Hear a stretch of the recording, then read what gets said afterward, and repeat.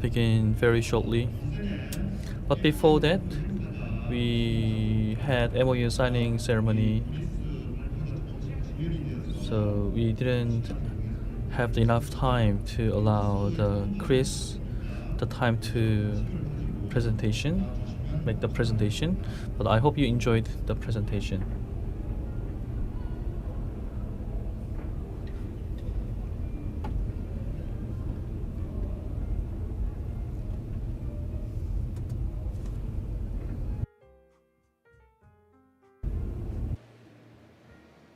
의자만 안 올리면 되겠네. 사장님 의자 없으세요? 사장님 의자.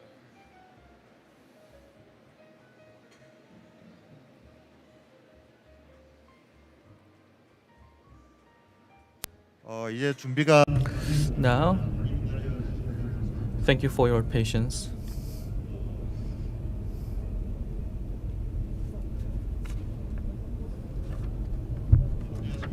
Good afternoon.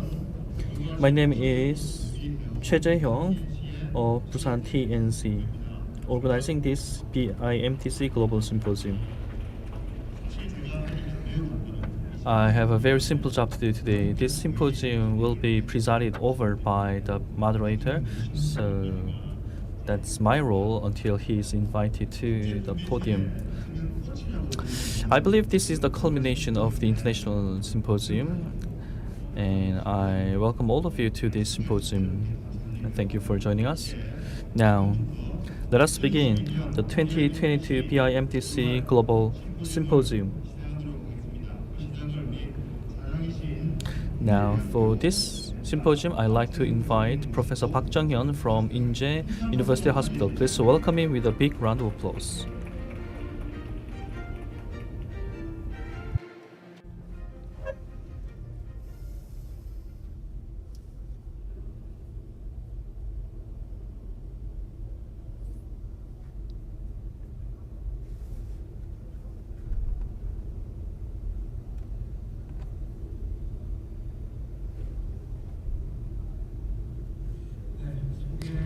Ladies and gentlemen, my name is Park Jung-hyun from Busan Paek Hospital, and it's an honor to chair the Busan International Medical Tourism Convention Symposium. This morning, I read news, and the PCR test will be abolished for the foreigners visiting Korea from October 1st. And now we don't have to wear masks outdoor, but still we have to wear masks indoor, and that's recommended by the government.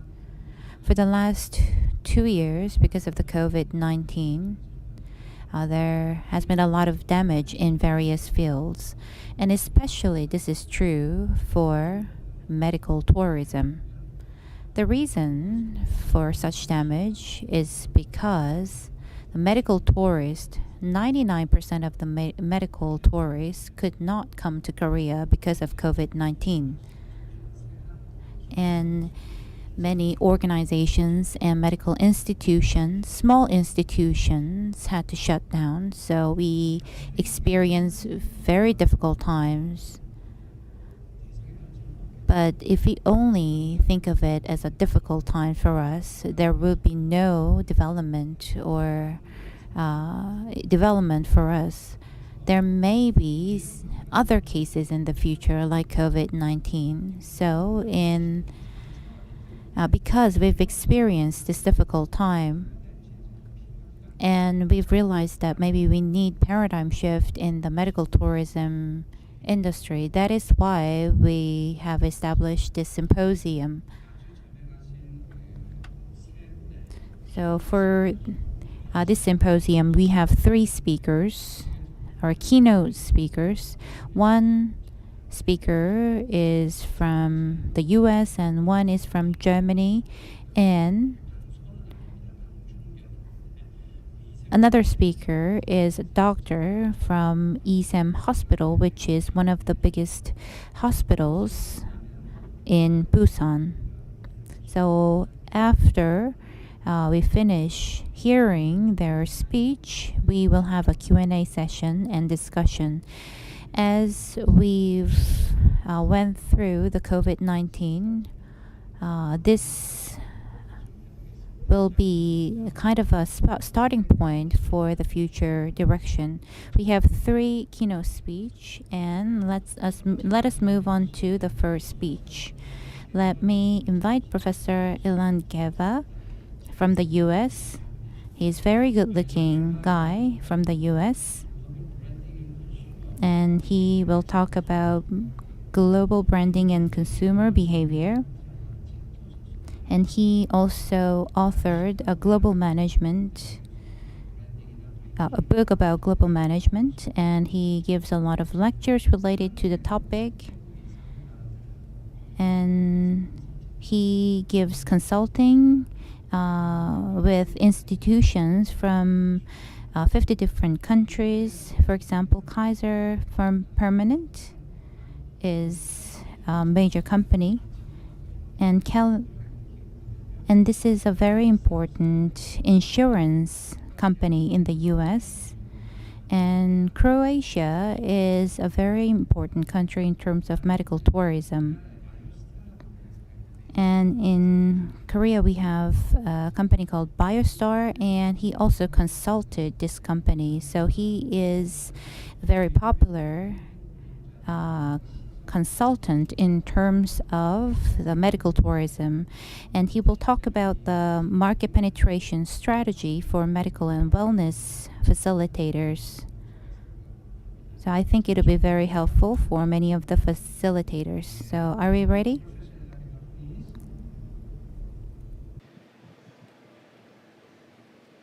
I am very happy to join you at the Busan International Medical Tourism Conference. It is my absolute pleasure to be presenting to you today, and I am very grateful to everybody who invited me, and I hope that we will be able to stay in touch, and you will make everything you can make out of this presentation, because there's a lot of material here that is actually international for international people who work in medical tourism. Just to let you know, I have been personally involved in medical tourism for about 15 years. I started my career in the advertising and the marketing business. And among the clients that I had through my career, I had clients both from the healthcare sector as well as the tourism sector. And about 15 years ago, I was asked to present in a medical tourism conference. And to tell you the truth, I did not know what medical tourism is. Now I definitely know what medical tourism is. There are so many countries today that are involved in medical tourism. I've been to at least 60 countries, visiting hospitals, visiting cities, meeting with ministers of health, meeting with clusters of medical tourism, chambers of commerce in various locations. And I learned a lot, and I hope that I will be able to give you some of my experience today so that you can learn as well how to develop your market. I've been to Korea many times. Unfortunately, I was not fortunate to visit Busan, not yet, but I hope that I will be able to visit you in the future. So at the end of this presentation, you will see my details, and I encourage you to stay in touch with me, and I hope that I will be able to visit you and meet with you personally. So if we can now go into the presentation, I will be happy to share with you my thoughts.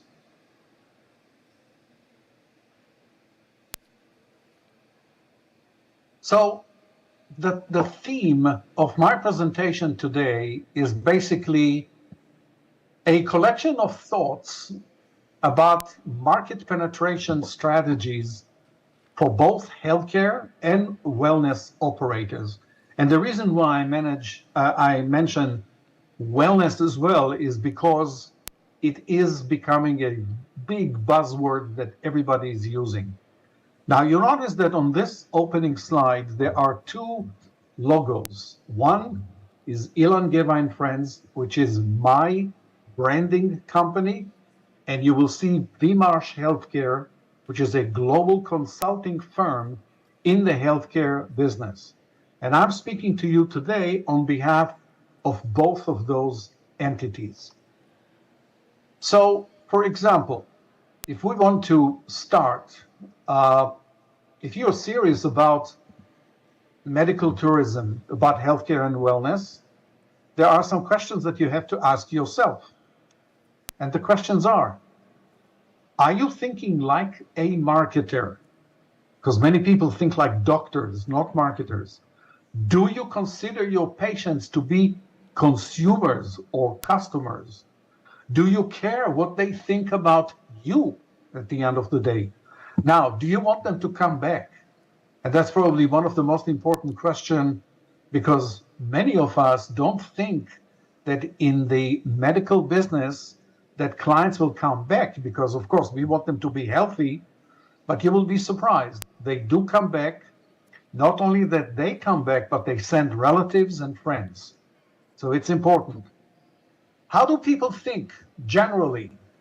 Our brain has three major functions: automatic reflex, like heartbeat, lungs, breathing, the perception of sensory stimuli, and cognitive through processing information. So when we're talking about the perception that takes in without necessarily noticing, like a blink, which is described in the Malcolm Gladwell books, only the cognitive function is tied to language, which means communication. Ideas, reasons, and logic are easy put into words. Emotions, on the other hand, sensations, body sensations, are not easily expressed. So the implications for us to understanding consumers, wellness and healthcare brands are dynamic, and what they represent depends on what connections are being fired up in our brains. Long-term repeated exposures to any stimulus, which is of course marketing, will create a hard wire connection in the brain. Cognitive learning sometimes influences attitudes and decision making, but at the end, almost every brain response contains an emotional component, because we as human beings, we are emotional. So to understand consumer behavior, it is really important for all of us to investigate both the rational as well as the emotional thinking about your brands. If you really want to know more, you have to ask questions. In other words, everybody has to invest in some level of research to really understand what is going on with their clients, what's happening in their market, what's happening with their competitors, and so on.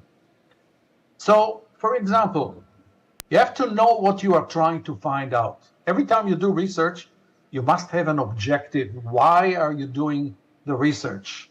Use a layered questioning approach so that you build up towards the final goal, the final objective that you want to achieve. You have to ask direct questions. Ask what you want to know.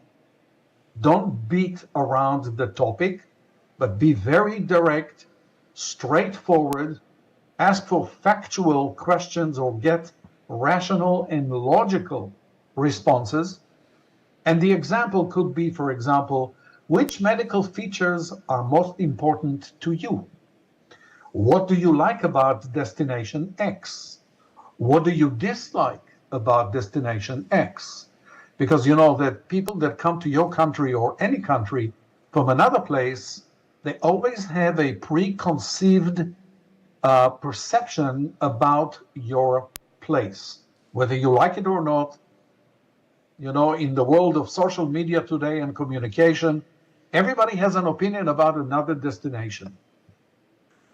Now, we are doing things that are capable to answer and get information from medical outcomes, press mentions, social media, medical legal cases, publications, awards and honors, peer nominations, licensing and credentials, patient reviews, and all those. All these things are relevant things that you should ask questions about. There are some techniques for understanding emotion and imagery. For example, you have two images here of what we call a wellness resort, okay? On the left, you have a massage parlor. Many people think that wellness is going to have a massage. Well, it is good, but not all massage parlors are really doing the right thing or providing the right service. On the right side, we have the entrance to Canyon Ranch, which is one of the most well-known resorts in the United States. The images of these two places are completely different. And by the way, so is the level of service, so is the knowledge, and of course, so is the price. What are patients actually experiencing these days? Everybody's talking about post-COVID, but what is really happening? So there's a lot of confusing information around the world. The costs are up. COVID is still here, whether we like it or not. There is less available staff all over the world. It's a big problem. Staffing is a big, big issue. And there is conflicting messages and conflicting data. So what are we going to do about that? So customers today are different. Let's remember that 2019 was a very good year for medical tourism, but now customers, after COVID, they have fears, they have anxieties, they have concerns, and they have different expectations. And that's important to understand, the expectations. 66% of customers today expect you to understand their needs before you connect with them, before you commit to go and visit them. They expect you to know exactly what they want, what they like. So, can you really put yourself in your patient's or customer's shoes? Can you communicate effectively? Pick the picture. I'm going to give you an example now. Pick the picture that best expresses how you feel when, and when I say pick the picture, I'm talking, for example, about communicating through your website. You know that in many, many medical tourism websites, we see exactly the same images. We see exactly the same models. Most of them are Caucasians, and all those pictures are being picked up from image banks, but they do not relate directly to the customers that you want to talk to. So, for example, if you look at this from left to right, one scenario is this. You are stressed and you decide to go for a treatment overseas. You're choosing destinations or spas to consider. You talk to a facilitator or a spa representative, and the salesperson immediately says, "We are the best. No comparison. Trust me, we are the best." So what kind of images are you going to put on your website when you say, "We are the best"? And I'm asking that because everybody says we are the best. And you still have to separate yourself from everybody else. So I'm just giving you here a couple of very, very simple examples, something to think about. How do patients make decisions about travel? And this is based on some research that was done recently by the International Medical Tourism Journal. 22% will reduce the time between the decision to travel and the actual date of travel. 16%, almost 17, the time between the decision to book an actual travel date will not change. They're sticking with their original plans. However, the majority, 56% of patients, will increase the time between the decision to book travel and the actual travel date. They're not doing it by deciding to fly tomorrow to Korea or to Malaysia or to Croatia or whatever the case may be. They're not doing it anymore. How do patients make decisions about travel distances? In the past, we saw that people, patients, customers, were ready to fly 10 hours. Now, they're only ready to fly 4 hours. People still see a big risk in flying on airplanes for a long time. About 10 years ago, I basically said in my predictions about medical tourism that it is not global, it is regional. So when I'm showing you these 3 maps, those are the regions. Those are basically the places where you can fly from one place to another in about 6 hours, 4 hours. You don't have to fly 10 hours within those regions. And that's important to remember. So this kind of theory is definitely the reality today after COVID. Patients are also afraid to fly long distances, and they also want a cultural match in their medical tourism destinations. In other words, people that sort of belong to the same ethnic groups, language, religion, these people really want to meet same people in the destinations that they go to. And patients today really pay a lot of attention to trust.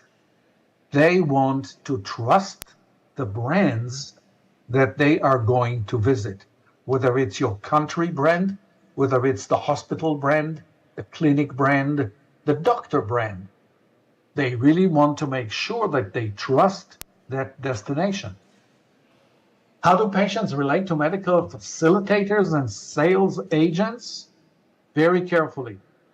That market has shrunk.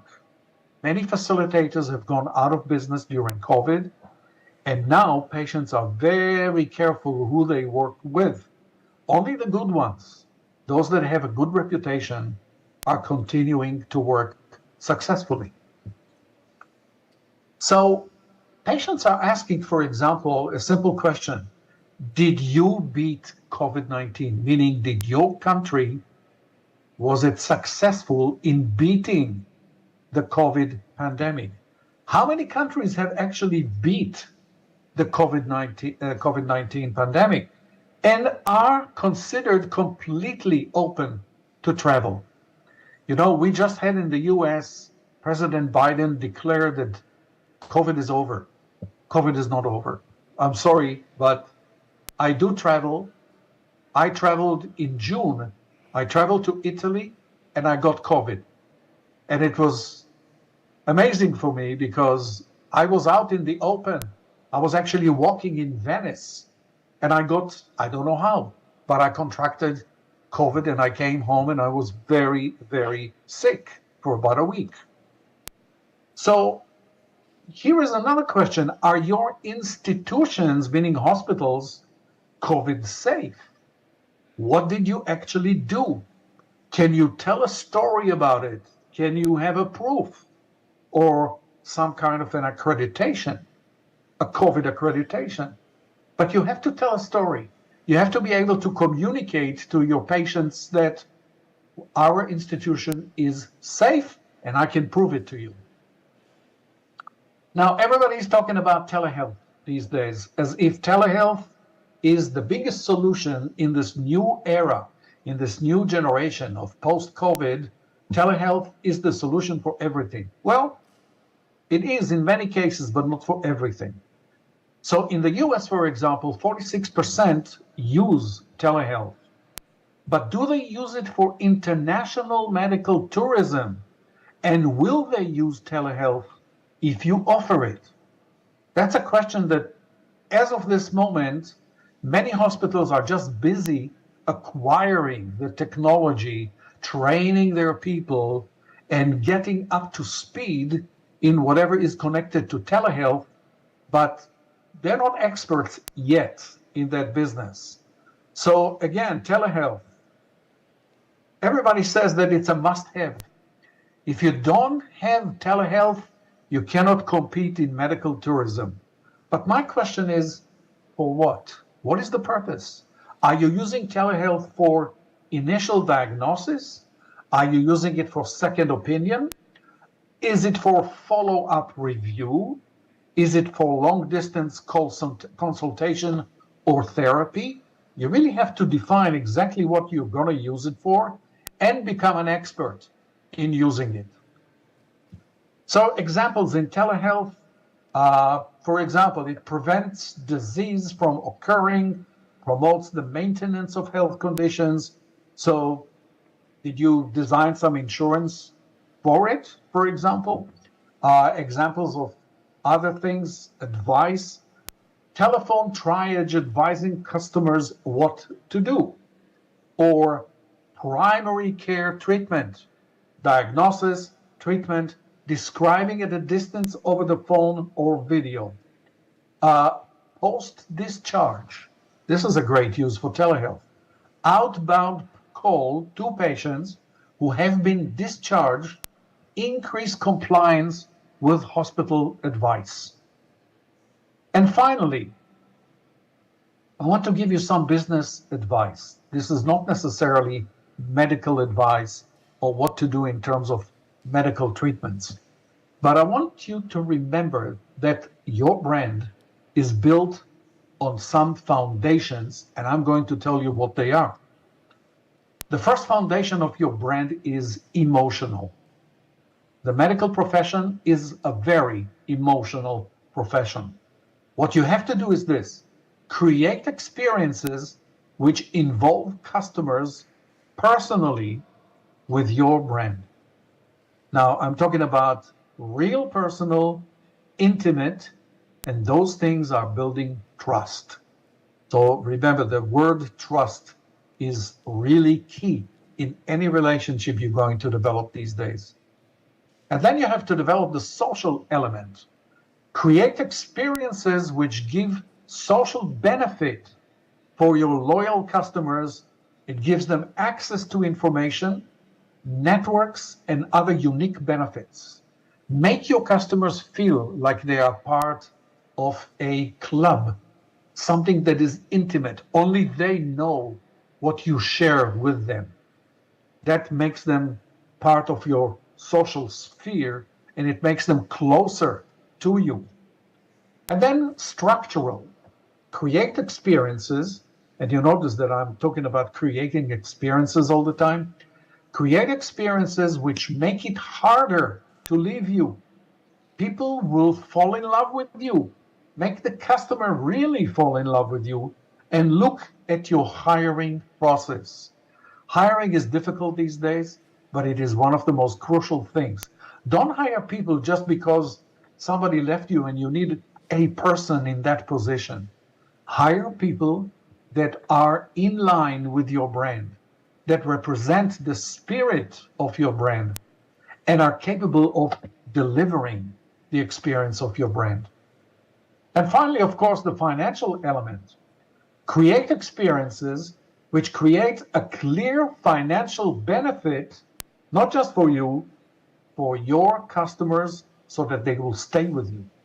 Because if you're going to milk them and they will leave you feeling that they were really, as we say here, taken, that's not good, because they will never come back. But if you are fair with them and they feel that they got good value for what you delivered, they will continue to come back. And with this advice, I finish my presentation today. I want to thank you. I hope that you will learn from it, and I hope that you will stay in touch. These are my details, and please keep in touch with me. Thank you very much.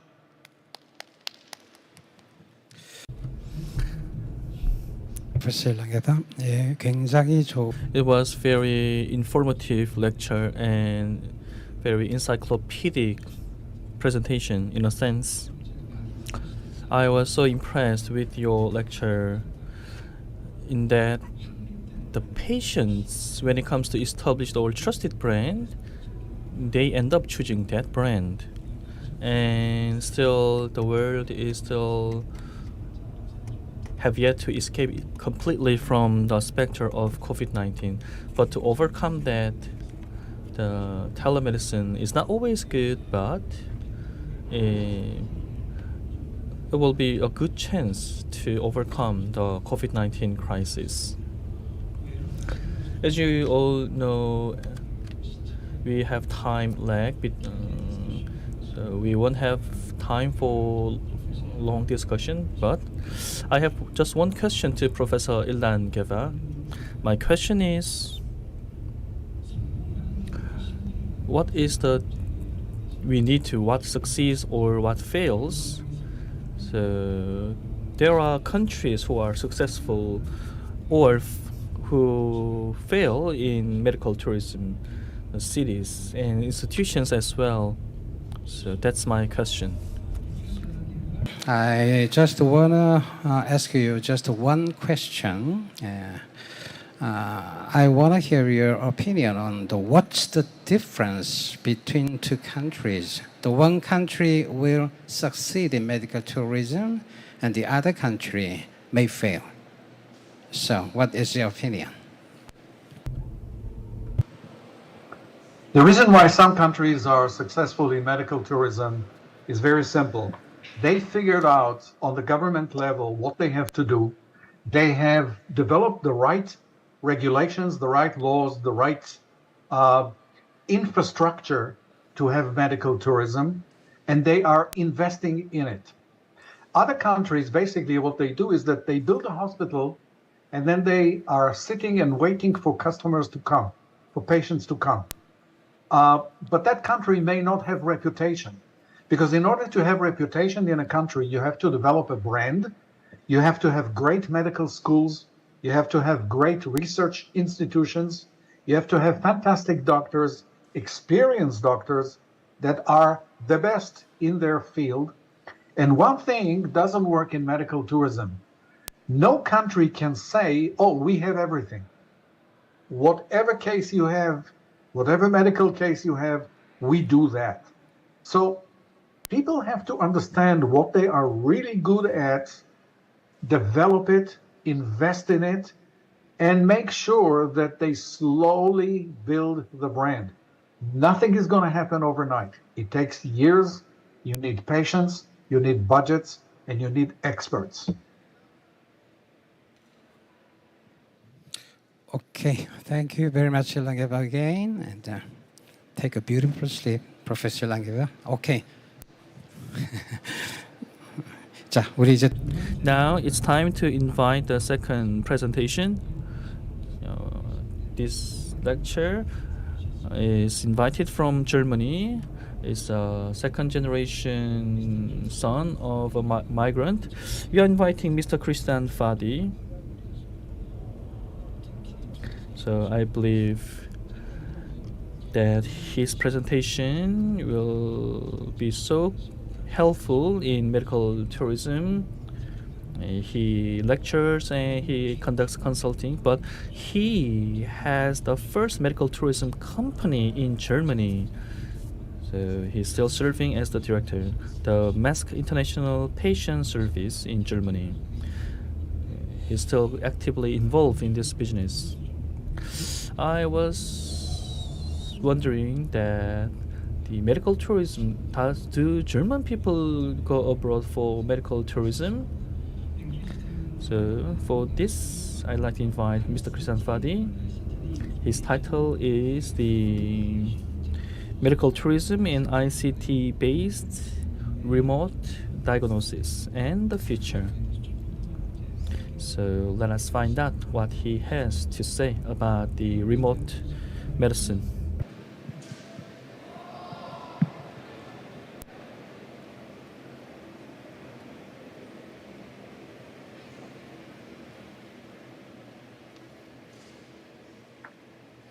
Thank you very much for the nice introduction and the invitation. It's a great pleasure to be here to to talk to you about medical tourism in general and more explicitly about ICT-based remote consultations as they relate to medical tourism.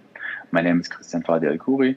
I'm going to introduce our company quickly and myself so you get a perspective from where we actually approach topics in medical tourism, where our experience comes from. MESC International Patient Service is the first medical tourism facilitator in Germany. We facilitate medical travel inbound, so towards Germany. We are a second generation family led. I am the second generation.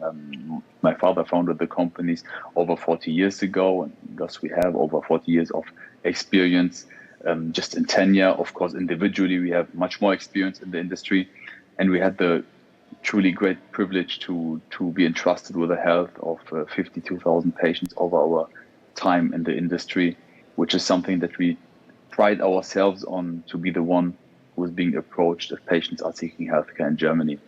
And these are patients from all over the world, with a focus on the Arabic-speaking countries and the states of the former Soviet Union. But we truly have dealt with requests from every country, definitely every continent. And it's always a pleasure to be in that function. As a consultancy, and I've instituted the consulting branch in order to reach more patients indirectly by improving hospitals and other stakeholders in the medical tourism industry globally. We conduct management consulting on matters as they relate to medical tourism and health tourism and also international healthcare. So we try to tackle the issues in cross-border healthcare and provide a better patient experience through being the one supporting healthcare providers, physicians, and other parties. We cover the entire value chain in consulting. This can be strategic consulting, really defining visions and missions for hospitals. Do they have the right requirements to enter the medical tourism industry, or what do they need to do to improve it, to improve the service they can provide to patients? We do, of course, operations, patient flow management, patient experience improvement, telemedicine, and ethical considerations, amongst other topics. But these are the most common issues in medical tourism. We advise financial stakeholders in matters of healthcare investments, and we negotiate on their behalf for cross-border partnerships, and we connect stakeholders through contacts from our network to find and build on strategic and operational synergies. Myself, Christian Fadi Al-Khouri, I'm the head of consulting at MESC International Patient Service, and I'm also the co-founder and managing partner at the International Patient Service Germany. This is another facilitation brand we have. That I've co-founded with my brother in, I think, 2013 now. I also am the manager currently for MESC International Patient Service and the representative for Germany, Austria, and Switzerland for the Health Tourism Industry Conference, which I'm very happy about. And I truly appreciate HTI for all they do in medical and health tourism. It's a very important function. If anybody's interested about this, please also feel free to contact me. And I'm the founder and managing partner of MNC Al-Khouri International, which is a trading brand or trading company for health-related products, medical devices. I have over 10 years of executive experience in the health tourism and medical tourism industry. I was born into this industry, so it truly is in my blood. And I'm a consultant to hospitals, destinations, digital health companies, investment firms, and other stakeholders. So telemedicine is a very wide topic, and telehealth even wider. There's three main types of telemedicine, and all of these types are actually applicable to medical tourism. So this is the first good news. If anybody's looking to do this, you can apply all types of telemedicine and telehealth in medical tourism. First, there's a store and forward technology. This relates to sharing and transferring files, storing them in order to make them accessible across borders, across large distances. And this is something, of course, you will know we all use, be it email, be it cloud servers, whatever it could be, or cloud or email servers. So this is essential to medical tourism and already implemented in every organization. We can look at remote consultations, and this is where it gets a bit more technical, a bit more advanced. This can be ad hoc consultations or second opinion services, where patients have the possibility and the option to conduct a consultation with a medical professional in real time, which has huge advantages I will dive into later. There's also remote monitoring, which mainly is the ongoing collation and evaluation of vital data and other health-related metrics, also lifestyle information. This can be blood pressure, heart rate, nutrition information, which is a very interesting topic. However, for medical tourism, I don't think it is yet ready to be implemented, except if an organization already covers all other areas. And there's process automation. This is not something specific to telemedicine, but it is something that many stakeholders in the medical tourism industry, hospitals especially, should really have a focus on. And it describes the automation of processes that are currently being completed manually, which is often very time consuming. But many of these tasks, actually, we will take a look at this too, have a high degree of basically automizability. So we will focus on, you can see it in green, the stone forward technologies, remote consultation, and process automation for the following slides. A thoughtful implementation of telehealth is definitely the key to success. And we first start asking ourselves, well, how do we know what is thoughtful? Where do we actually start? And this is a matrix we have designed and we use with our clients in order to narrow it down and to find out. It's an implementation impact matrix. The implementation in this case is defined as a degree of difficulty of introducing a telehealth measure for a certain process step in terms of time spent, money spent, or adoption by staff. So it might be hard for staff to adopt a certain technology that has been implemented quite costly. So it is not always really worth it to do it, at least not in the early stages. And there's the impact, there's the return of investment for introducing telehealth measures for a certain process. And this can be the time you save, money you save as an organization, financial effort, or the patient experience you improved, which is sometimes hard to measure, but there's means of doing so. In the bottom left corner, you will see a low impact and hard implementation. And this is basically tertiary action. This is something you tackle the last if it's not necessary for your organization. Of course, there's individual factors. And at the top right corner, you have a high impact and an easy implementation. And these are the tasks that you should tackle first. Now, how do we find out which process step actually belongs where in this matrix? 80% of the time in patient services is spent on tasks generating no revenue. And you will all know this. This applies for most facilitators, but especially for hospitals. You spend a lot of time on initial inquiries, communications, explaining things to patients, answering questions, opening cases, following up, and the entire administrative process that follows. Might it be legal? Might it be otherwise? And there's just an example case we take that applies to many hospitals all over the world. Just based on the numbers, some hospitals, of course, they are working more efficiently, but others are still struggling with these tasks or struggling to make them more efficient. And you can see all these tasks, the initial inquiry, the case opening, follow-up, and administration, generate no revenue in most cases. For hospitals, most certainly they don't ever actually result in revenues, except some specialized hospitals that actually charge for doing this. The treatment is the only task in the medical tourism process in the patient journey that is being monetized or monetizable for hospitals. So we've set just this amount of $5,000, which is something we often see. This might be a checkup, specialized checkup, or even a treatment. And 60% of the revenue neutral tasks have a high potential for digitization. And this is the initial inquiry, the case opening, and the administration. And the reason for it, and we will see it now if we skip to the next slide into the matrix, is that if we start with the assessment, start at the top left, the impact is very high. However, the implementation might be hard, but still it's an interesting part for secondary action, the same for the cost calculation and follow-up. In that case, the implementation is easier, but the impact is rather low. But still, it is a way to save time and to make processes more efficient, because these are tasks, the follow-up to a certain extent, to reminders and automate messages that can be actually automated, which is something you should be looking to do. The assessment and the treatment, of course, is not easy it's not easy to implement, but on the other side, the impact is very high because, and this would be a remote consultation. The advantage you get, and I will tell you a bit about this on the coming slides, is very high and improves the patient experience to a degree that cannot be overstated. Travel decision management, this is how to convince a patient to visit your facility if it's, of course, capable of assisting. The inquiry management and case opening are rather easy to implement. The technologies behind them are usually not very sophisticated, or they are not very difficult. So let's put it like this.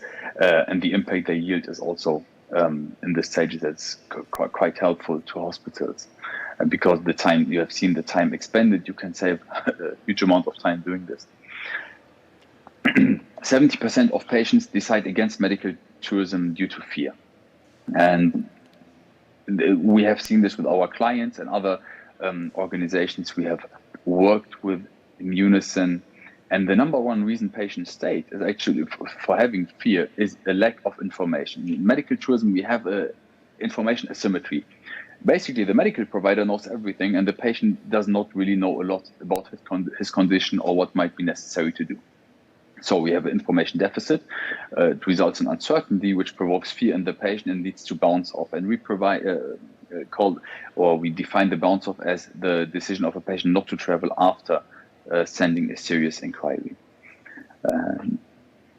What you can do, and we have seen this and we have applied it often, and it's useful even in our facilitation branch, that even a 15-minute teleconsultation between patient and medical provider can increase the treatment decision rate and reduce the bounce off to a wide extent.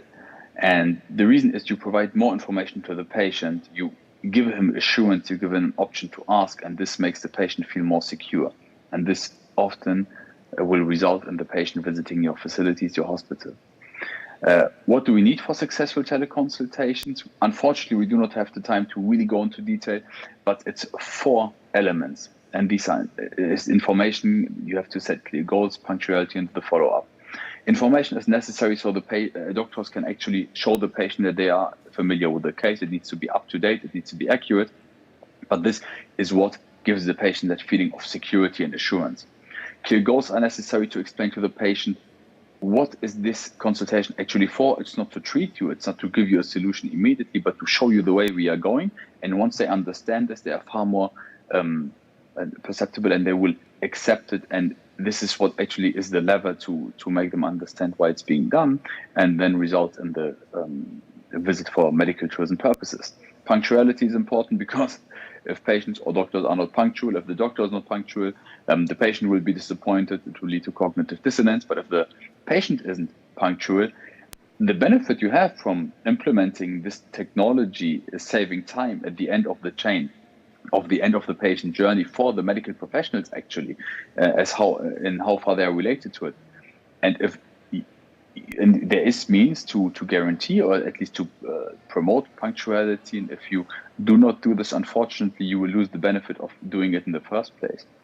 And follow-up, of course, you need a means of follow-up. If the patient couldn't ask all his questions, you need to give him the opportunity to do it through mail or maybe even another short session.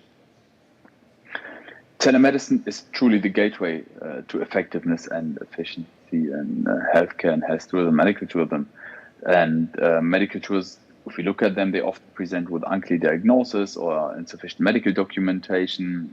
What happens is that you get a wrong assessment initially by the hospital or medical professional. Patients and providers will spend time and money on unnecessary procedures or even unnecessary scheduling, which is not as bad, but it is very time consuming to shift schedules around. And this results in unsatisfied patients, cognitive dissonance, and impacts the provider's reputation. If you apply certain means of telemedicine, what you get is a thorough anamnesis, a specific diagnosis in most cases, a fact-based procedure. You know what to do and why to do it, and you will save time and costs financial investments. That's it for so far. If you're interested in the topic, please feel free to reach out to me or to MESC in general. You can connect with me on LinkedIn or just send me an email. Glad to hear your perspective on the topic. And if you need assistance in implementing telemedicine in your organization, feel free to do so and contact us. And if you need guidance on this, we are available to assist you. Thank you very much. It was a great pleasure. And I yield my time. Thank you. Thank you. Thank you very much, Mr. Christian Fadi. 텔레메디슨 원격 의료, 원격 진료. So you talked about telemedicine, and I think it was a little bit different from what we understand as telemedicine. Diagnosis and treatment, that's what we think about when we talk about telemedicine.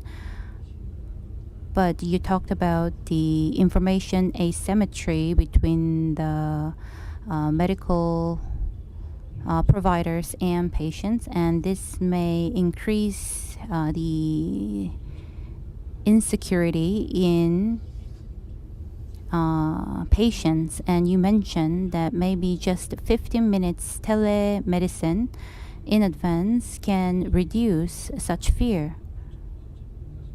So you're not a doctor, however, you are an expert in telemedicine, and you mentioned 4 elements: information, second is clear goal, and third, that was very interesting, punctuality, and fourth is follow-up measure, because this is related to trust. When these are all kept, the patients will be loyal customers to institutions. I think it was very helpful for me. Still online? Okay. 예. 제가 지금 파디에게도 딱 질문 하나만 하겠습니다. 예. I have one question. So Germany and the US, they're so far away from us, so probably you're very sleepy. But my question is that if Busan or the government is trying to implement telemedicine, medical tourism, and how we can start telemedicine. To implement telemedicine in the medical tourism efforts. Christian Fadi, I want to hear your opinion for this question.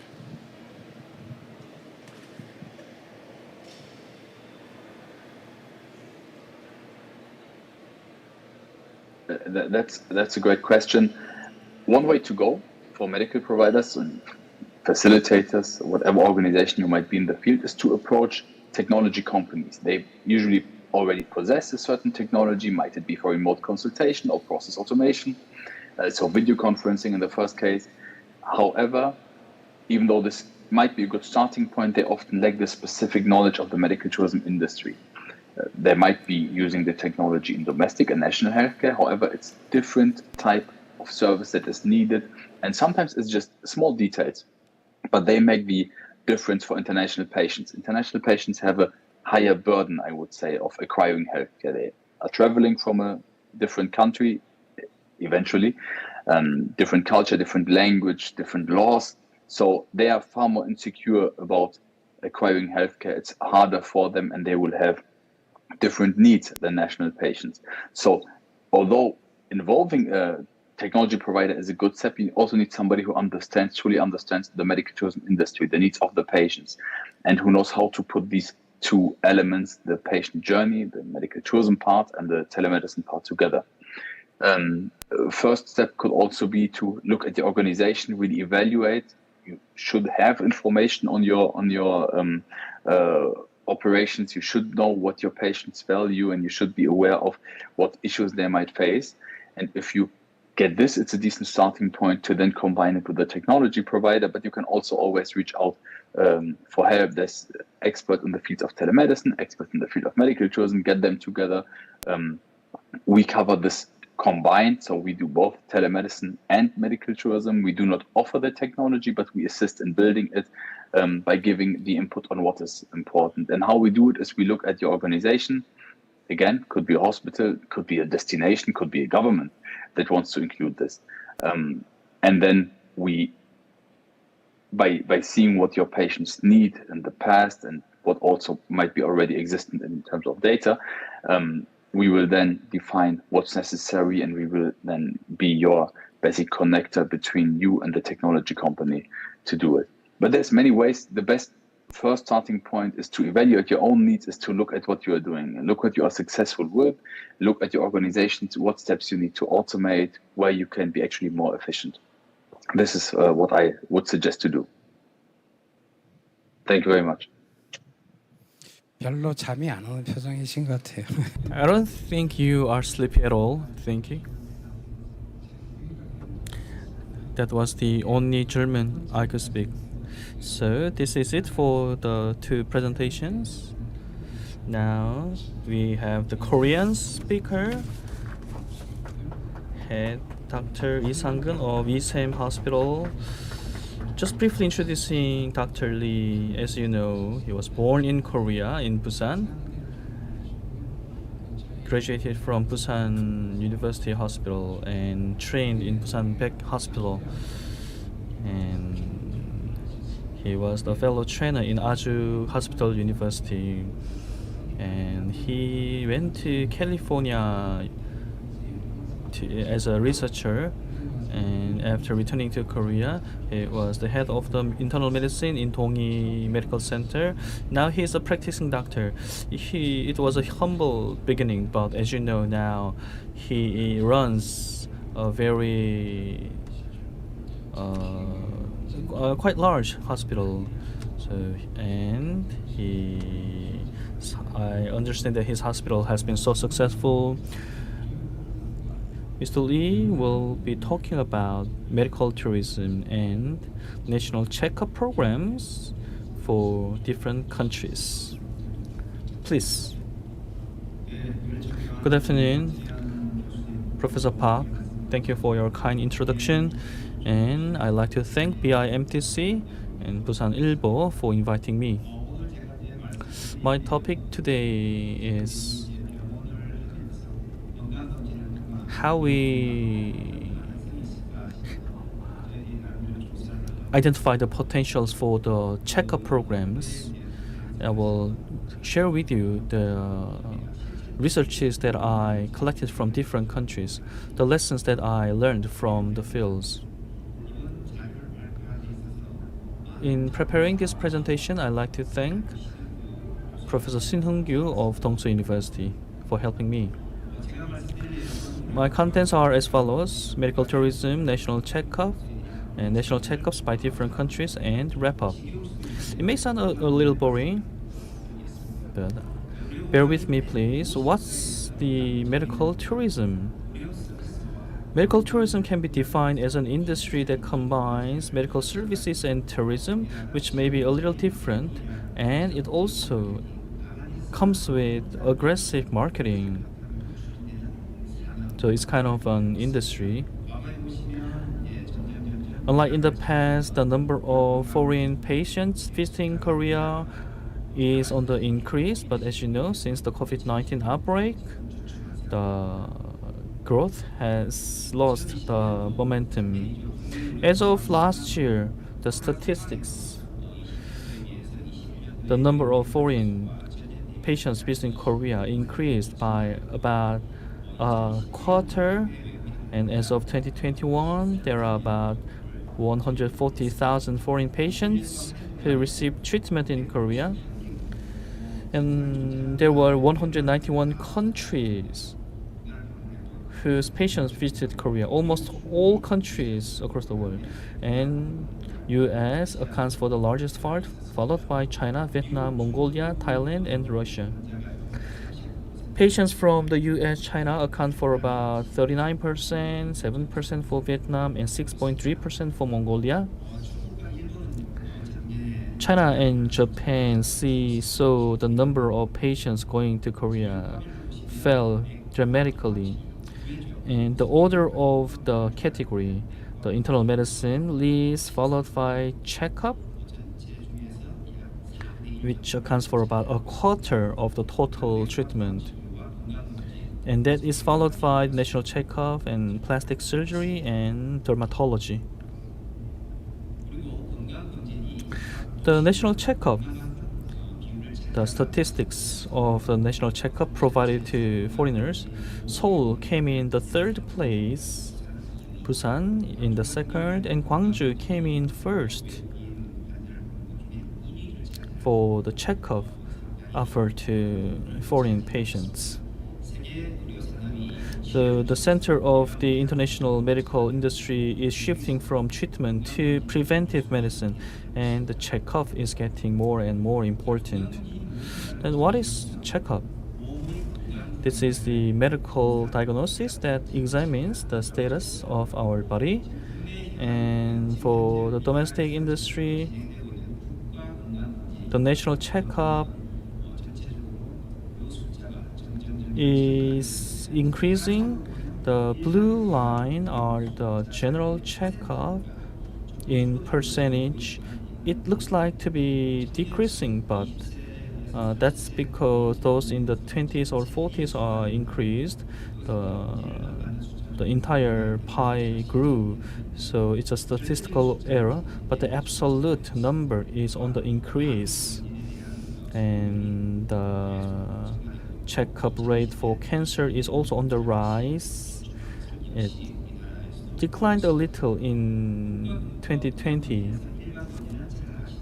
As you know, a national checkup comes in many services: liver, weight, x-ray, and other services. And for cancer diagnosis, liver, intestine, and lung cancer as well.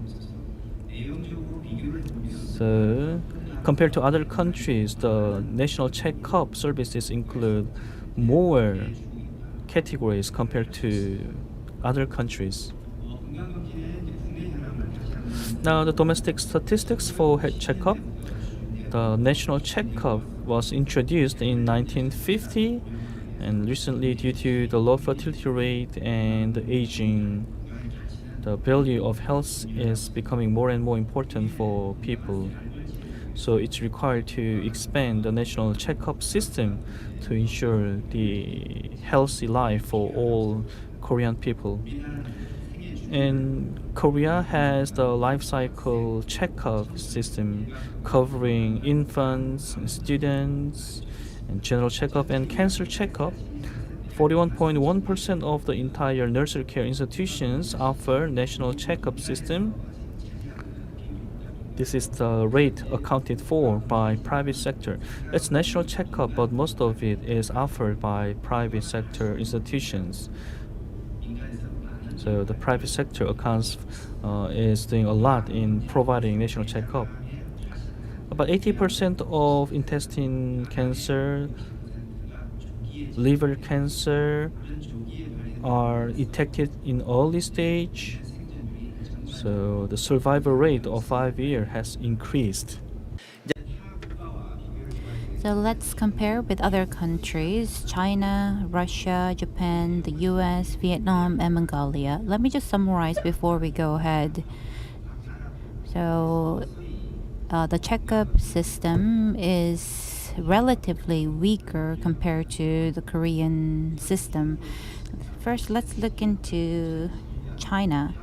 In 2021, there were 28,000 Chinese patients visiting Korea.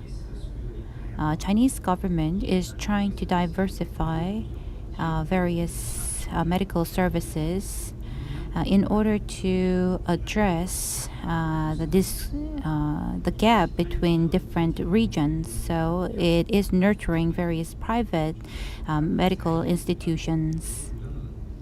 So even the socialist country have to depend on the private sector institutions for their checkups. In 2000, there were not many private sector medical checkup institutions, but in 2003, there was SARS crisis, and after that, the number of private sector checkup centers increased. There are two types. So first one is for the social purpose, and the second for the regular purpose. So there are increasing number of aging patients, and that's why the medical checkup is increasing in China. And let me move on to Russia. Most of the times there are many patients coming from Vladivostok, and about 6,000 Russian patients visited Korea in 2021. So there is something called OMC issued by the Russian government. It started from 2019, and so every 3 years, the checkup is free for those aged 18 to 39, and this checkup includes weight, height, blood pressure, cholesterol, blood glucose, and etc. So many of the times, the patients are not suffering from cancer or other serious diseases, but many of the time, most of the times, they suffer the cardiovascular diseases because they drink a lot of alcohol and eat greasy food. So the government program also focuses on cardiovascular diseases because of this issue. And some people have private sector insurance coverage called Check Up Yourself, for example. And this is the program, checkup program, which costs about 150,000 won. And other programs, there are other programs providing about 3 times checkup a year. And let's move on to Japan.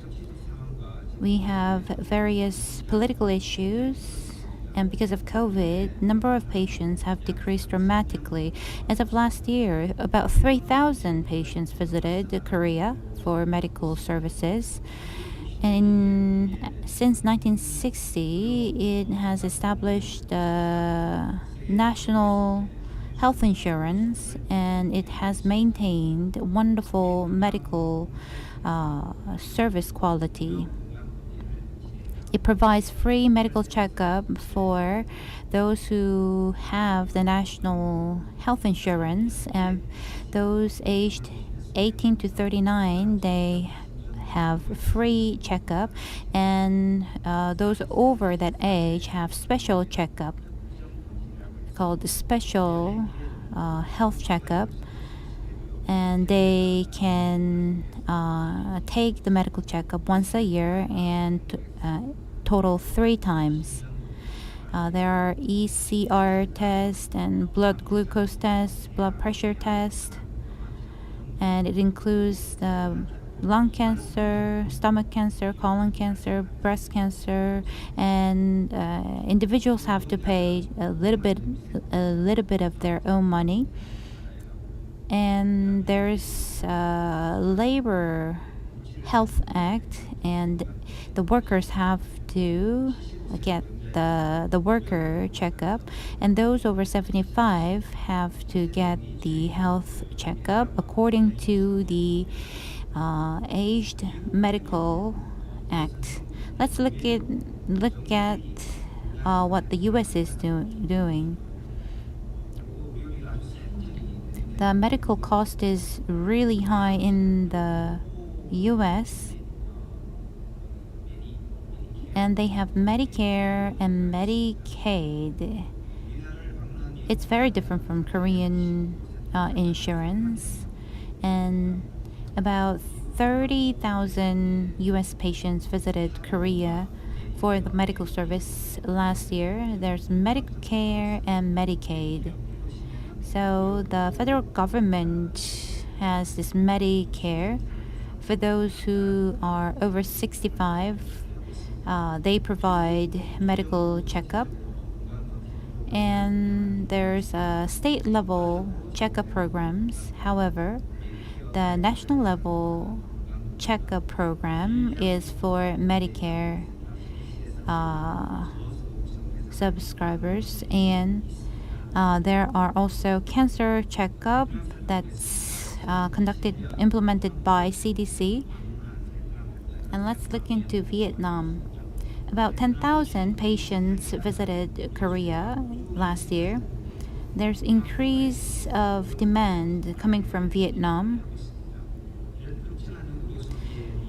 and the demand is increasing dramatically, however, but there's not enough supply in terms of medical experts. So the government have opened up to attract more experts from different countries. So we have many experts, Korean experts, working in Vietnam. In 2013, since 2013, the medical checkup demand increased due to the labor law, and the medical checkup program is operated for students. The disease pattern is changing in Vietnam, and Vietnam is seeing changes in the types of disease they contract, from the contractable disease to non-contractable disease. And in 2019, the government have emphasized the importance of prevention of the disease. Next, I'll move on to Mongolia. About 9,000 patients visited Korea in 2021. It's actually a very small country, so the market is pretty small, but the demand itself is high. Because of the rapid urbanization, people are exposed to air pollution, and they have many of them experience diabetes, hyperextension, and lung disease, cancers, and etc. So Mongolia's medical system focuses or emphasizes used to focus on Russian model, and after it got a lot of influence from the capitalism, now the medical system is changing, and we have a lot of Mongolian patients.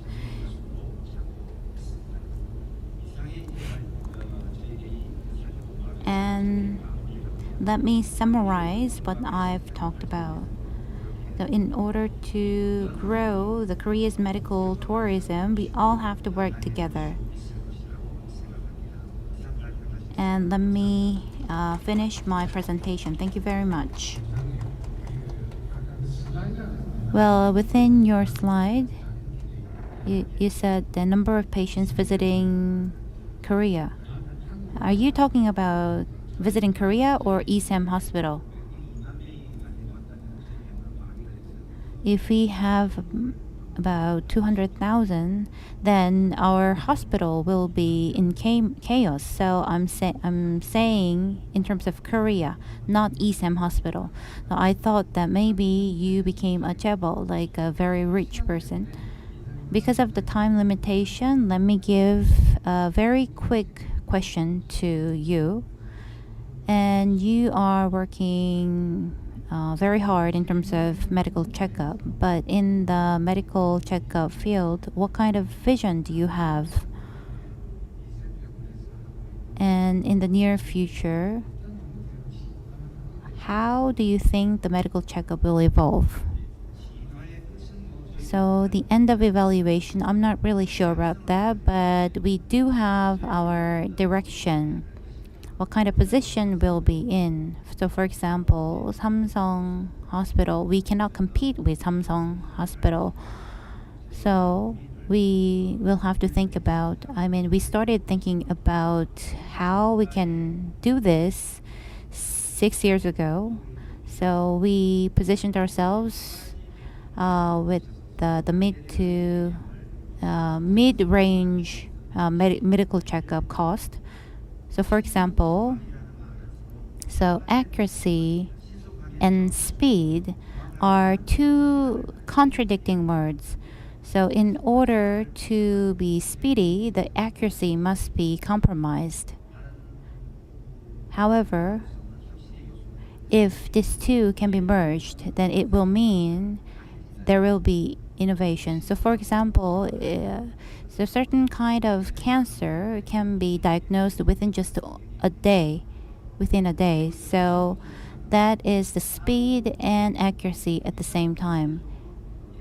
And let's look at the cost and the high quality. These two words cannot go together normally. However,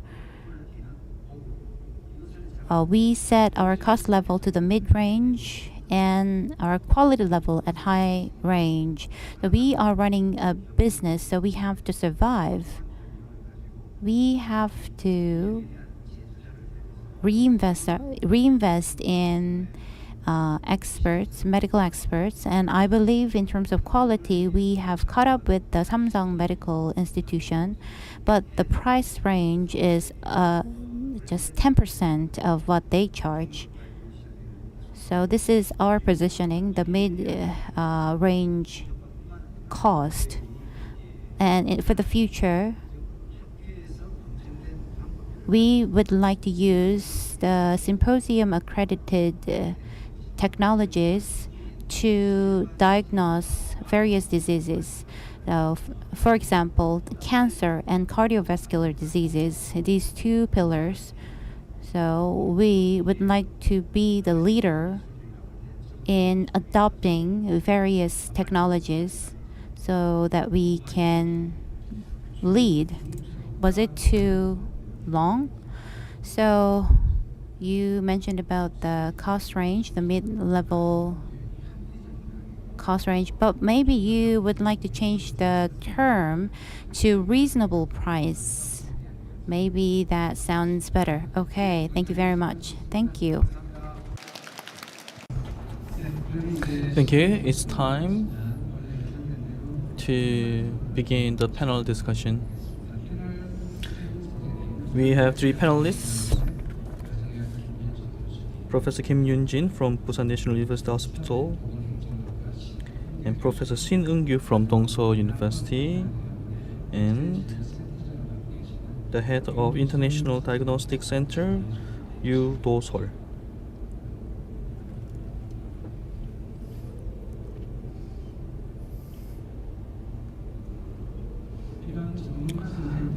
It's a rare opportunity to invite all those experts in an event. We heard from the three keynote speeches, so I'd like to begin the panel discussions in the order of ABC. So first, Professor Kim Yoon-jin, please.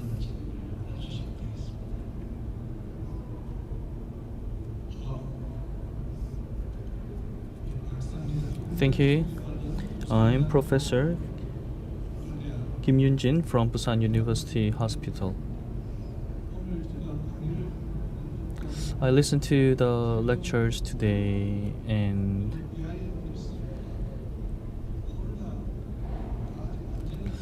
PIMTC is taking place, although COVID-19 is still here with us.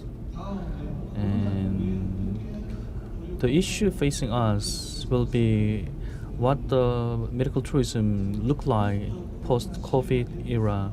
In the post-COVID era, I think that the medical environment has changed a lot.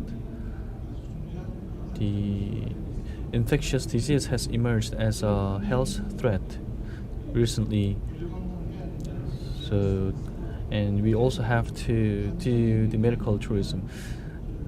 So safety has emerged as a very critical factor, and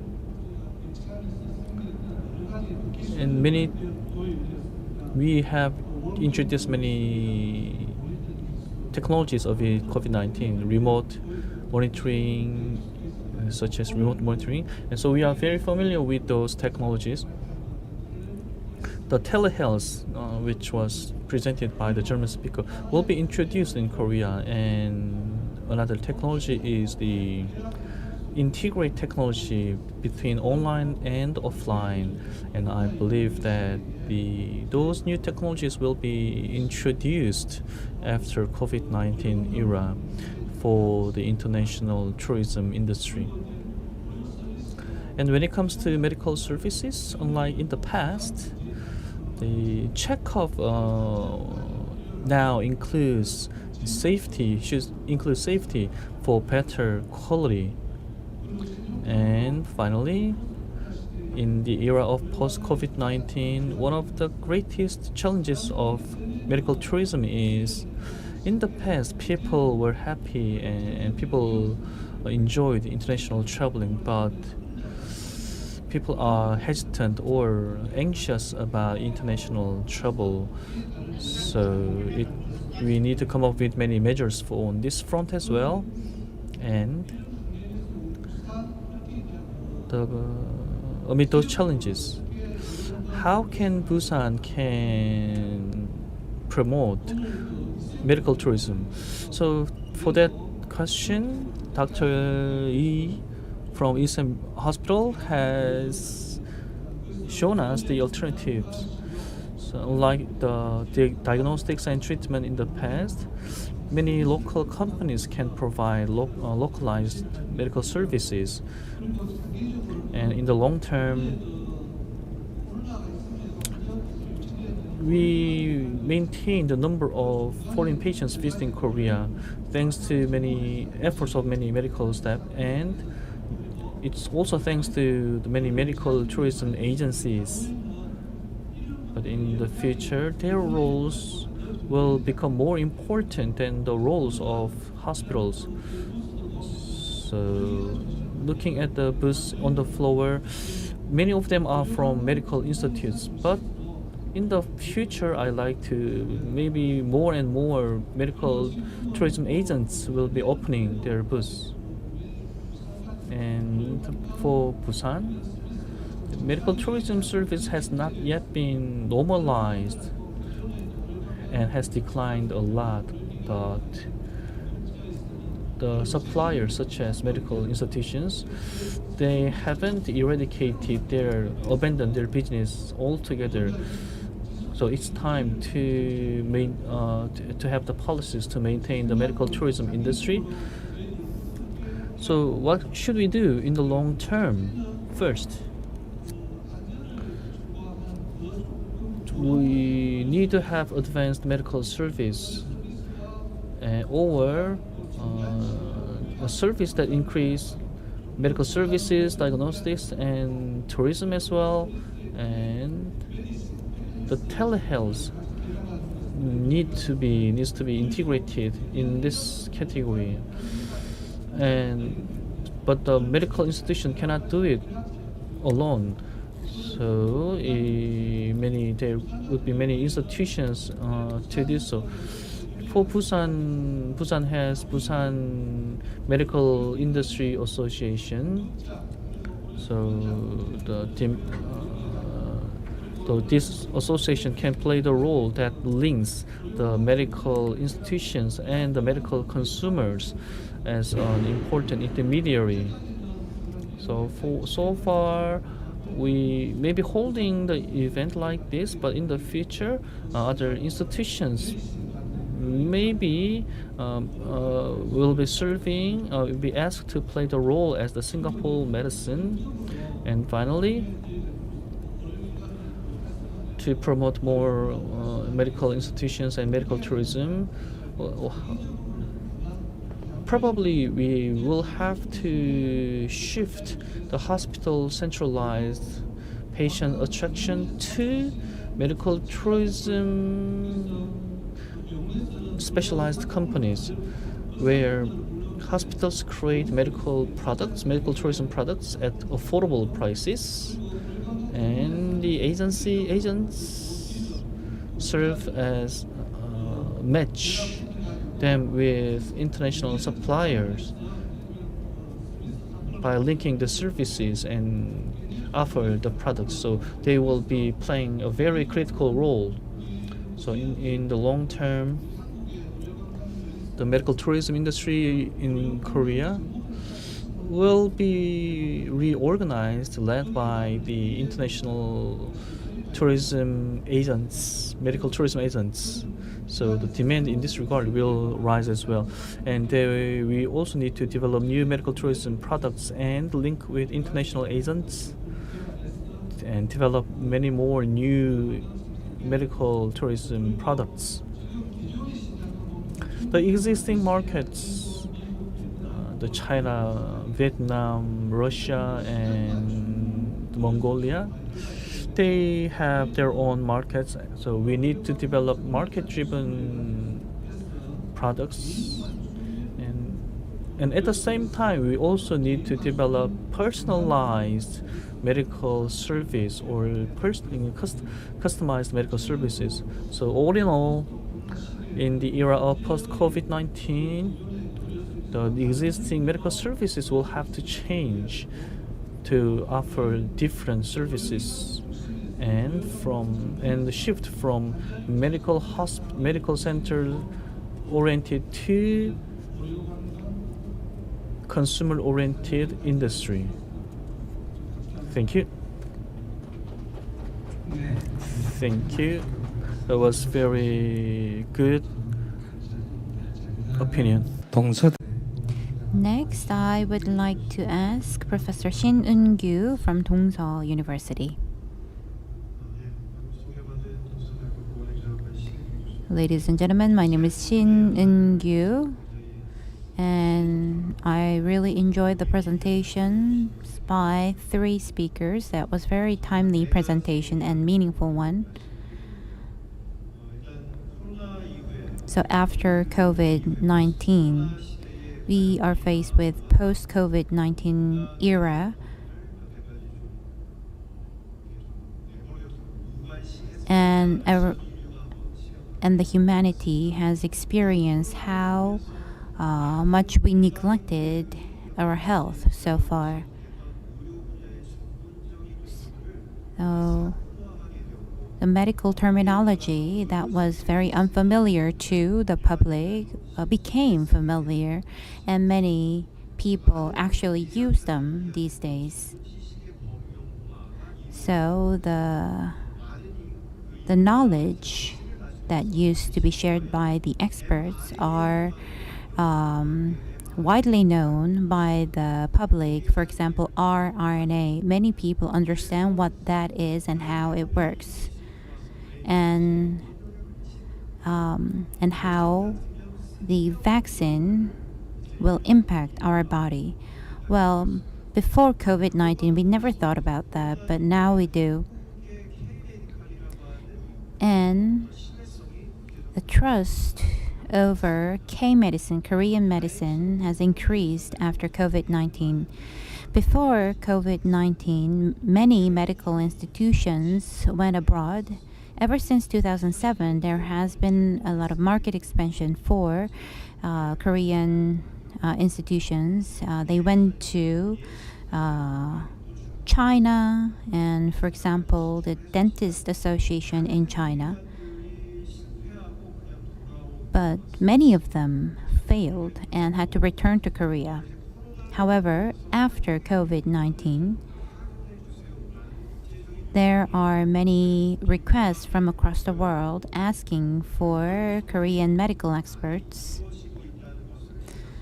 And I've been hearing a lot of news related to that, so I'm very grateful for that.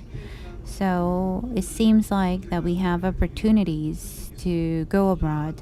So far, we thought that maybe it's impossible, but now we are moving away from failure, and there are national level requests from other different countries to send Korean experts to their countries. So, for example, Professor Jeva in University of Chicago has mentioned that the travel time decision has decreased to 6 hours or 4 hours. But even if that is the case,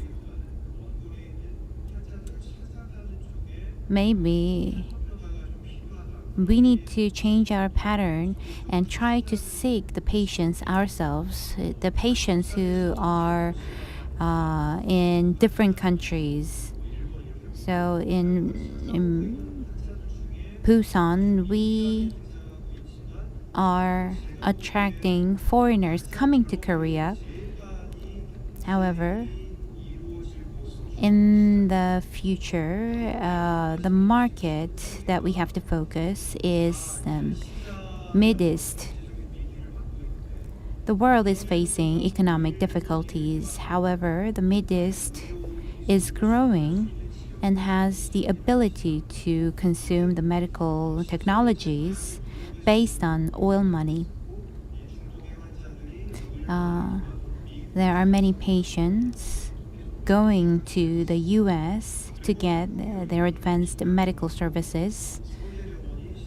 And Seoul National University Hospital operated a hospital in Abu Dhabi, and they figured out, and it has been proven that it is very competitive.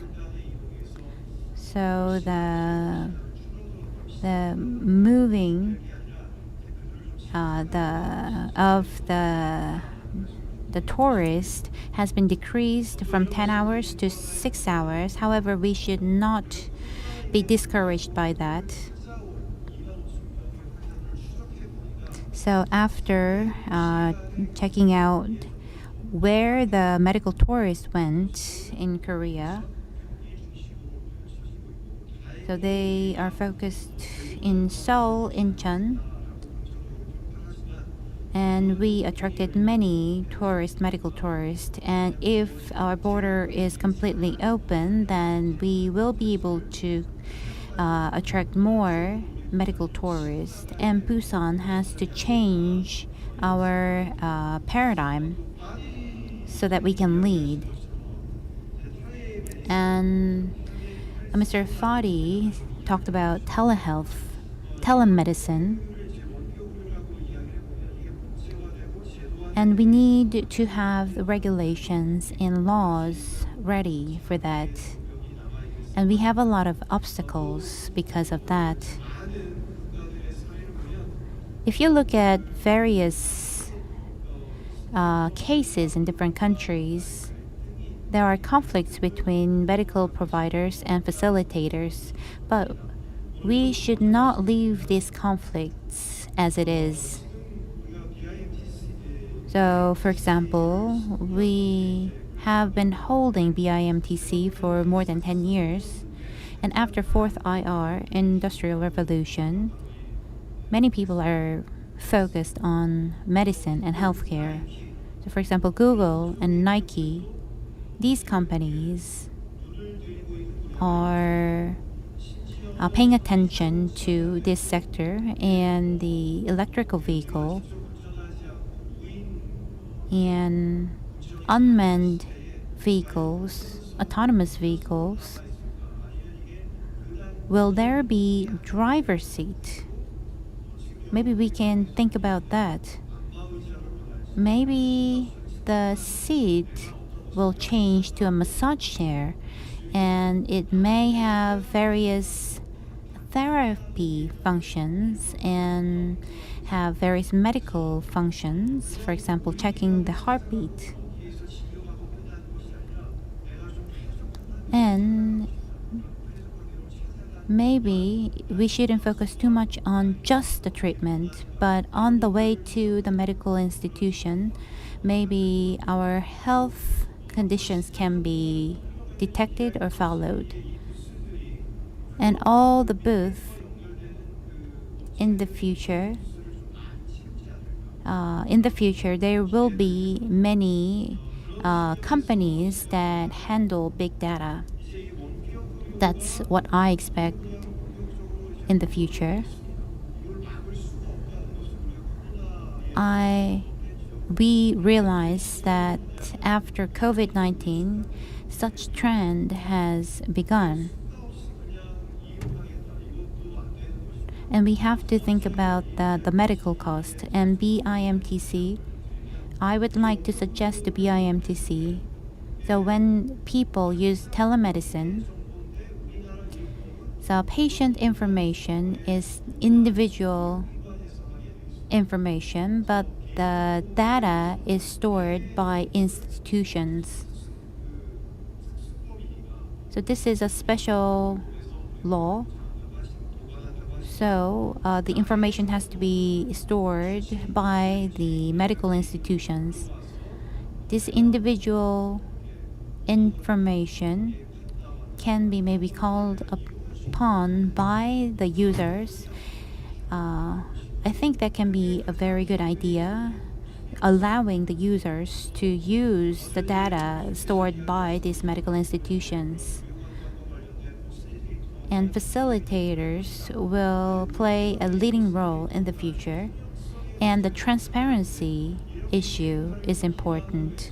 And if it is based on big data, and the patients, both home and abroad, can choose to utilize their own information.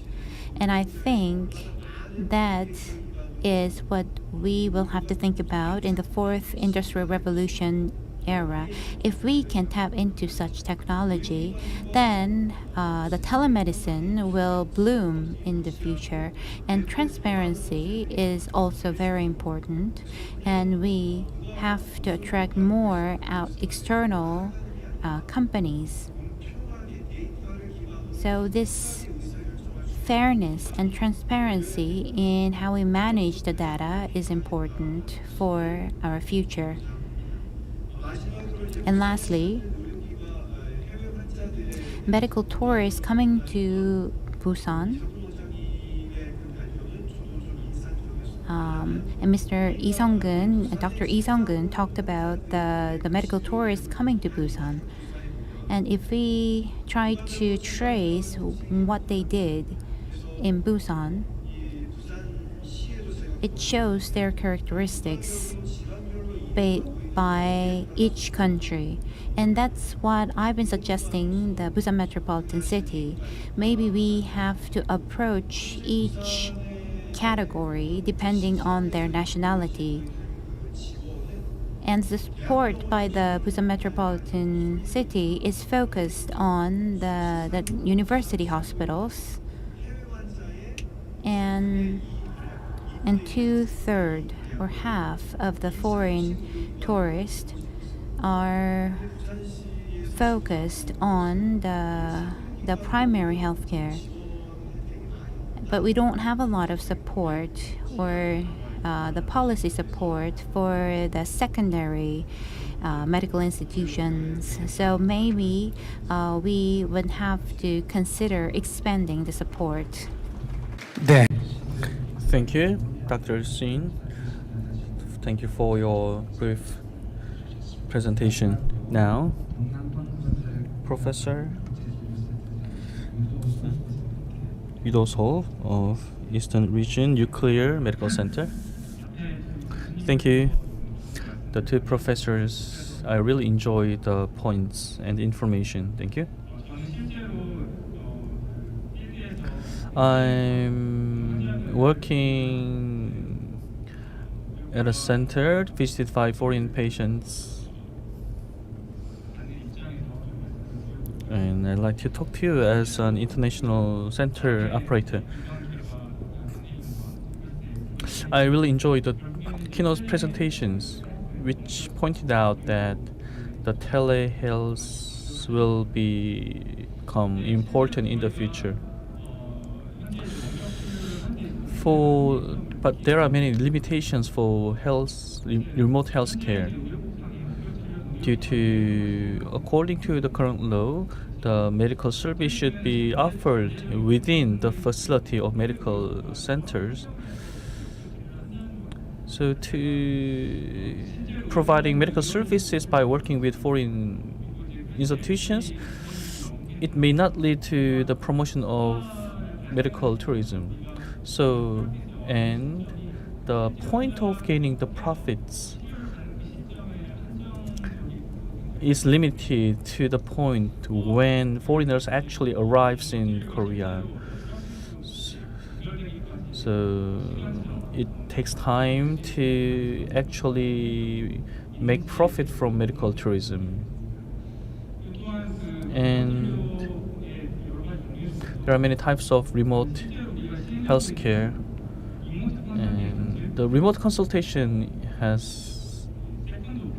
is currently available to get the second opinion, but it's only limited to this stage.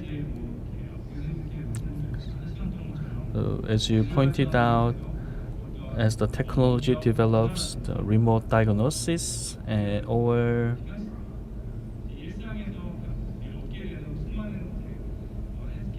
healthcare information from everyday life will be used for healthcare industry, but currently it's not realized, so it sounds too distant from now. If we want to take the lead in the medical tourism industry, maybe the regulations must be eased.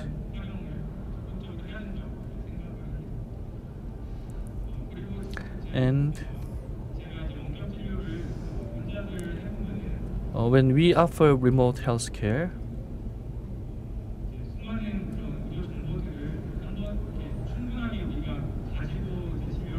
it's very difficult to treat patients with lots of information, and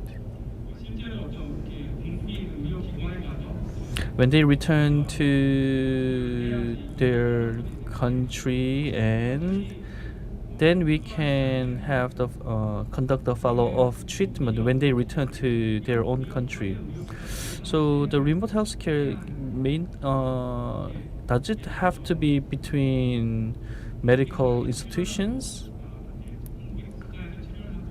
If there's a patients who were treated in Busan and returned to their country, and it will be good if we can cooperate with the local hospitals. So to fill this gap, the agents or can serve as the intermediary, or other medical staff can provide the service at their home. And the problems of the medical tourism: when patients come to Busan, why do they come to Busan for medical tourism? Because they don't get the sufficient medical service in their country, so they will travel to Korea. And compared to other countries such as Singapore, there must be the reason why they want to come to Korea. And once they come to Korea, they will come to Busan because Busan has some advantages compared to other countries, such as treatment, service, and diagnostics, and the brand of Busan city. Like Busan has good quality medical infrastructure and other reasons to attract them. So the diagnosis and treatment quality must be now brand and created as a brand. And the brand as Busan will be improved with the performances of BTS, but it should also help Busan's medical tourism to promote the industry.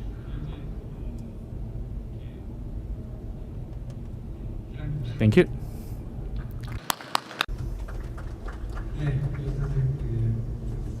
Thank you so much for your discussion. The time has been a little bit delayed. But as I said earlier, the COVID-19 and telehealthcare or telemedicine, these two words are keywords of today. And I hope that you got the message, meaningful message. So if you look at Naver, there's something called 지식인, which is a knowledge-based forum. 10 years ago, I worked really hard answering the questions, and my level, my ranking was really high. So it was the God of Wind level. We do not prescribe anything online.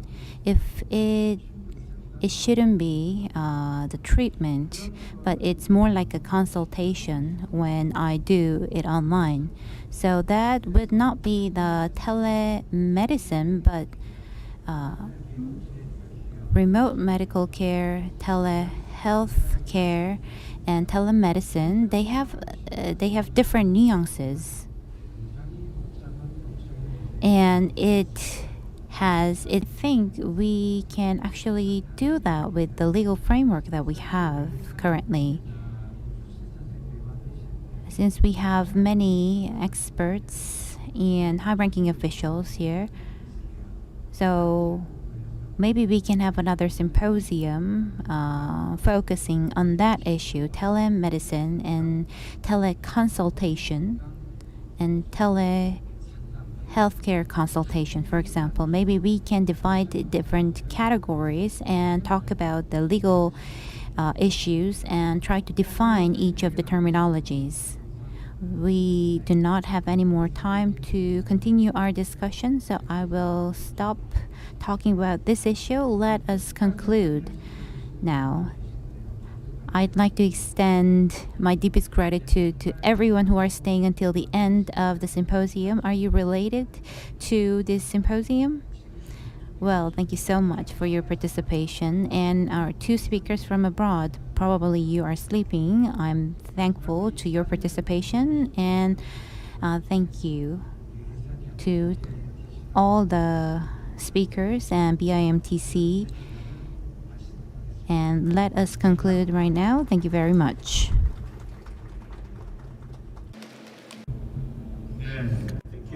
수고해주신 우리 자장님과 Let's give the moderator and the panelists a warm round of applause once again. Thank you.